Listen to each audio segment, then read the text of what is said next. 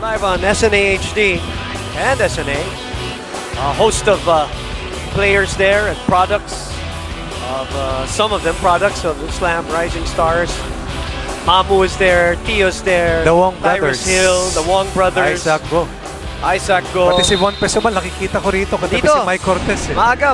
Kanina pa siya nasa tabi ni Junmar Fajardo at saka ni Daniel Defonso. You know, watching this as Ildefonso steps back for this jumper, watching this the last 4 years, Coach Ronnie, from where, actually dyan ako nakapwesto, kung saan nakapwesto sila Gian at sila Tyler, nabibilisan na ako sa laro. Mas mabilis pa na yun eh. Doing it on TV. Alam mo, Can't keep up.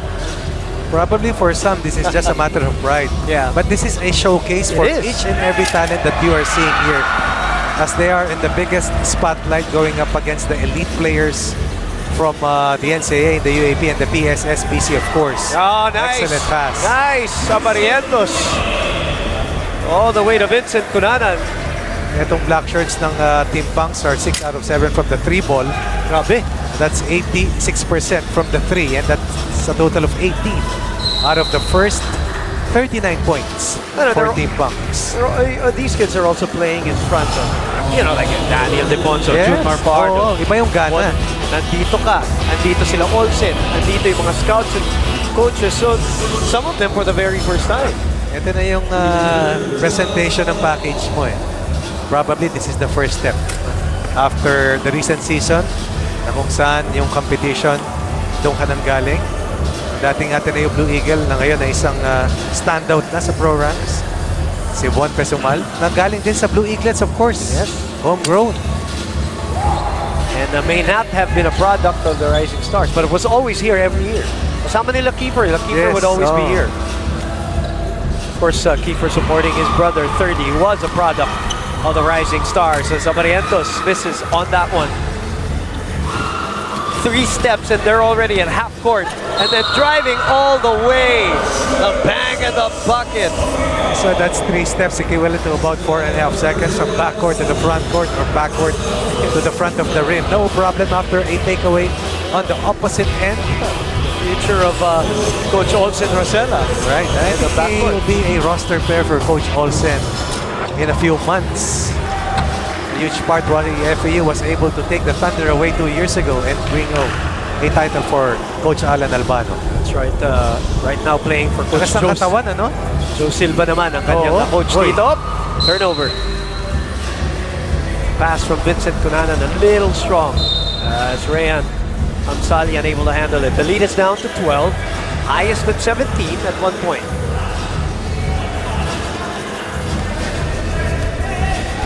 .8:34 to play in the first half.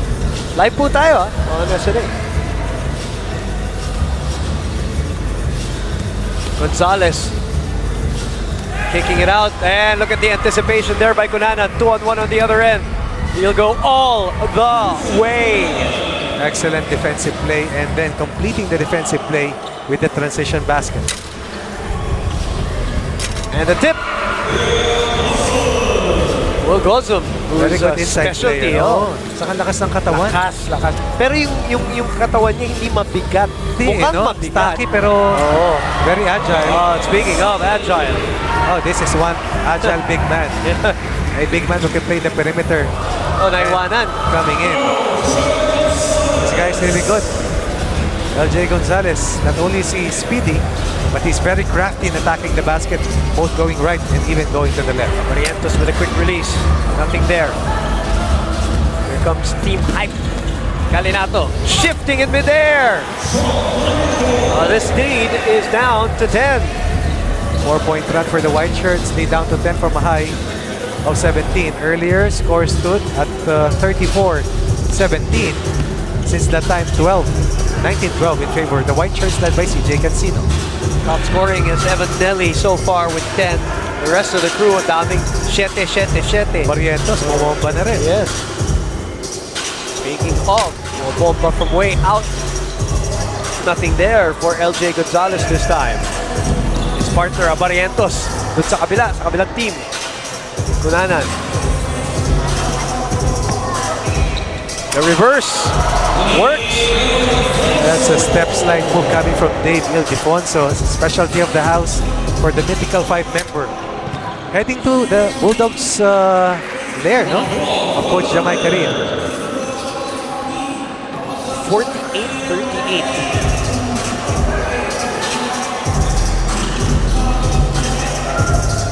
Ildefonso again. Drives, draws contact, but no foul given. 6:19, and we got substitutions here. Kai Soto and Evan Nelly are coming back. 4 players for Coach Joe Silva returning. That is the David and Goliath tandem for the black shirts. Coach Olsen, Coach Allen, and Coach Nazario. Sabandal for 3. And Ildefonso able to put it up and in. 4 points, all coming in. All coming here in the second quarter for the former Blue Eaglets. We're watching the 2018 Slam Rising Stars Classic, Year 5. And also we're excited to hear from some of the players who are product of the Slam Rising Stars in previous years. We'll talk more and talk to more of them a little later on. In the meantime, it's back to 12 with under 6 minutes to play in the first half. Magandang gabi mga kapamilya, we are back here at the 5th Slam Rising Stars event and I'm now here with the Rivera brothers, Prince and Richie, both alumni of the Slam Rising Stars event. So Prince, I'll start with you. So you're part of the Pioneer batch back in 2014. So how does it feel to be part of the Slam Rising Stars event? First of all, super blessed ako kasi noong time namin yun yung elite na mga players na pinili. Until now naman, elite yan. Yan yung one of the top players na nasa high school now, napakit ng college. And I'm really thankful na I was given a chance by Slam to showcase my talent and to show other coaches what I really have and what I'm really made of. And for you naman, Richie, so you're one of the most versatile and explosive players now in the UAAP. How has the Slam Rising Stars event helped boost your confidence entering college on your first year? Siguro yun nga, it helped me a lot kasi getting to play against yun nga, like with my brother, elite player, so one of the best high school players before. Sobrang parang andun yung level ng competition. So parang nare-ready na rin kami going in college. So yun, parang sobrang I learned a lot yung experience, yeah. Okay, so thank you guys and enjoy the game. Back to you, Boom and Coach Ron. Thank you very much, Bea. With the alumni, the Rivera brothers of Slam Rising Stars. Boy, did Richie Rivera ride a couple of years ago here at the Gatorades Hoop Center. In the meantime, back to live action here at 4:48 remaining. We're live on SNA. And the lead is back to a baker's dozen at 54-41 as Guy controls the rebound. Ildefonso zigzagging, faking, unable to finish. Tremendous athleticism. Very lengthy, extremely explosive as well.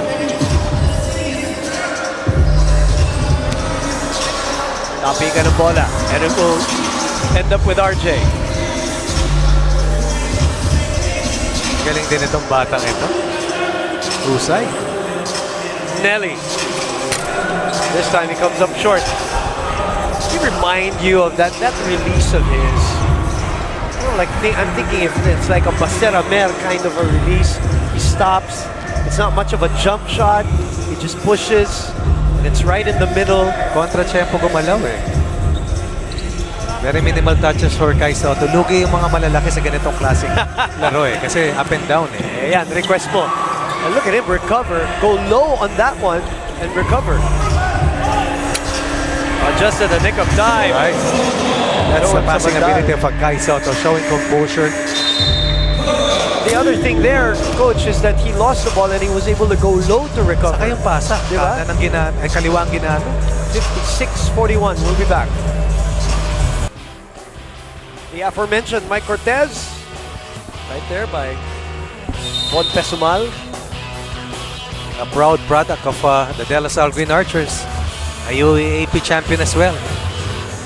3:34 remaining in this first half. 56-41. The cool cat. Oh, the cool cat. That's right. Back to a 15-point lead. LJ against Evan. The two youngsters against each other. Isang Atenista, isang Lasalista. The tap goes to Team Punk. Nelly looking ahead. Finds Escamis, who is rejected by Neil Tolentino. And then he's running the break on the other end. A quick timeout is going to be given. Let's see. Oh, it's a mandatory timeout. 56-43 is our score. We'll be back.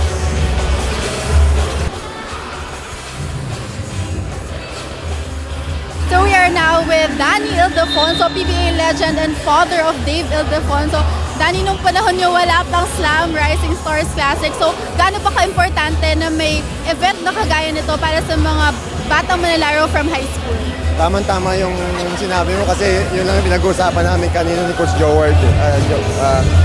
Yun nga, sabi ko nga napakaswerte nila kasi sa edad nila may ganito mga activities. Kaya ang ganda para sa kanila para lalo sila makilala and lalong tumataas yung ano nila, yung mga moral nila at saka yung mga experience nila sa paglalaro ng basketball. Kaya sana tuloy-tuloy yung mga ganitong ginagawa ng itong slam, yung Titan. And of course, I know that you're very proud that Dave Ildefonso is part, your son, of the Slam Rising Stars Classic. But now that he's already committed to NU, so how are you helping him prepare for the collegiate ranks on her first year? Sinasabi ko lang yung yung pwedeng yung mangyayari sa kanya kasi siyempre sabi ko sa kanya iba yung high school din college. Iba na yun eh. Medyo iba na yung mga makakalaban mo doon. May edad na. So, pinaprepare ko siya unang-una sa physical, sa weights, and kung ano lang, tsaka hindi naman siya masyadong ngayon sa kasi, syempre, rookie. So, hindi mo expect, tsaka hindi mo pa rin kung ano lang yung pwede niyang ibigay, and kung ano lang yung ipapagawa sa kanya ng coach namin, tsaka yung team namin. Okay, so thank you, Danny. I enjoyed the game. Back to you, Boom and Coach Ron. Thank you very much, Bea. Maraming salamat, Lakay. And what a proud moment for him. And not only watching the son play, but going to his alma mater, where his roots were. Right. Successful NU team and player. Yes, decision-making time for the Ildefonso family. Oh. Whether to stay with Ateneo or move over to NU. Well, the decision has been made. And the father will help out the son, help out Coach Jamaica rin. Correct. Get a better showing. Pero right now, Kai Soto may not be scoring but he's locating his open team, his end. He has been the deterrent underneath. Yung rim protection, kaya nabawasan yung layups ng team hype. Coach, remember, he had 11 blocks in the finals Sa game. triple-double niya. Oo. That's That a was record. performance that was for the books. 22 points, 16 rebounds, 11 blocks in 29 minutes. It's crazy. Parang no? Parang showcase niya. And we're barely scratching the surface of that guy. Yes, to say the least. Yeah. And one of only two high school players to be a part of the 23 for 23, the World Cup pool that was handpicked by Coach Chot Reyes. Yung isa, I believe, ay si Will Gozo. Who is here, and he's on the floor right now. Tremendous foot speed. This young Look at man. that, yeah. Speaking of, Gozu puts it up and in.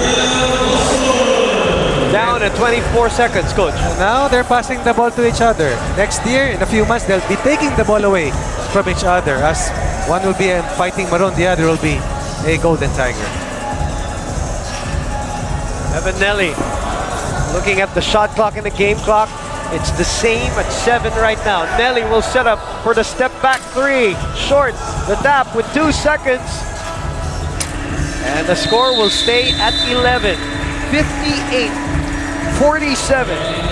Leading all the way, Team Punks. And Team Hype making a little comeback. But right now, the firepower of Team Punks and the interior defense Coming into play. Well, nabawasan na yung 3-point shooting para dito sa Team Punks. That's why they they were limited to only 19, while the white shirts were able to get 20 points mainly on inside forays. So that will do it for our first half here at the Gatorade Hoops Center, where Team Pucks is in the lead by 11. The biggest lead of the game was at 17 at one point. We have a 10-minute halftime break. And we're going to Bea Diaz right now with a quick interview. Go ahead, Bea.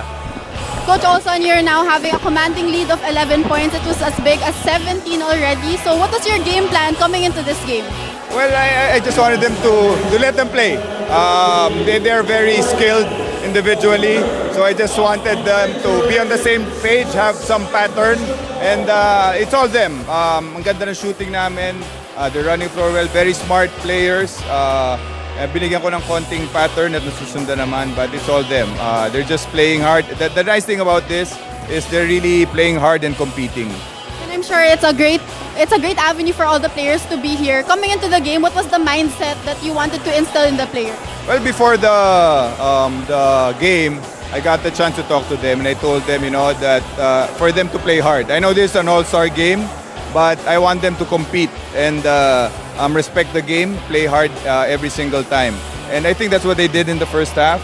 Now in the second half, like you said, this is an opportunity for them to showcase their talents. I know the whole Philippines is watching them, but they're very lucky that they have this kind of opportunity. Hindi ako nagkaganiton before. So that's what I told them before the game. Okay, so good luck in the second half, Coach Olson. Back to you, Boom and Coach Ron. Thank you very much, Bea, and Coach Olson Rosella of Team Punks ahead by 11 going into the half. We will be back.